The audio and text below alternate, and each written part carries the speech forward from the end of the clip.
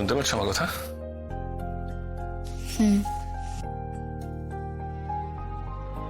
সকালে আমার ফোন ধরলে না কেন? কি করে ধরবো, কাজ করছিলাম যে। শাশুড়ি ছিল, কথা বলছিল। তাহলে পরে ফোন করলে না কেন? করতুম তো। কখন করতে? এই তো একটু পরে। সত্যি? হুম। আমি কিন্তু তোমার উপরে খুব রাগ করেছিলাম। তো তুমি আমার উপর সবসময় রেগে থাকো। কেন রাগ করবো না?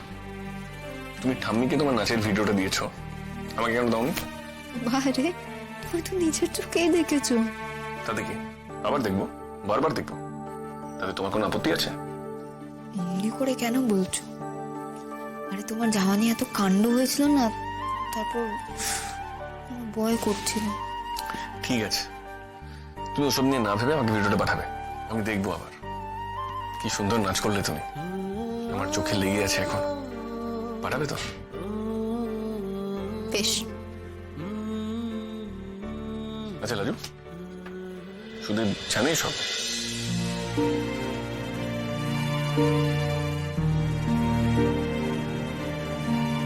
বলতে পারিনি গো, ওটা সেই জন্য কুচকুচ করছে।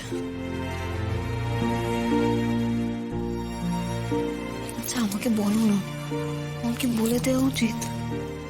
লাজু, জীবনে কিছু কিছু ব্যাপারে আমাদেরকে প্র্যাকটিক্যাল ডিসিশন নিতে হয়, ইমোশনাল নয়। আচ্ছা, তুমি সুদেবকে জানালে তাতে কি পজিটিভ হওয়ার কিছু সম্ভাবনা আছে? ও কি সহজভাবে মেনে নেবে?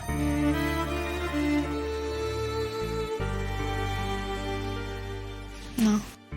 তবে কি দরকার? তুমি মিথ্যে বলছো না তো? কেবল একটা ঘটনার উল্লেখ করছো না, তাতে ভুল কিছু নেই। সত্যি লুকোনোটা কি মিথ্যে বলার সমান নয় গো? সেটা জানি না, তবে এটা জানি একটা মিথ্যে যদি অনেককে ভালো করে, সেটা হাজারটা সত্যির থেকে প্রেফারেবল। Thank you. ওরে বাবা, আবার ধন্যবাদ দেওয়া হচ্ছে। দিন দিন পাকানো বাড়ছে।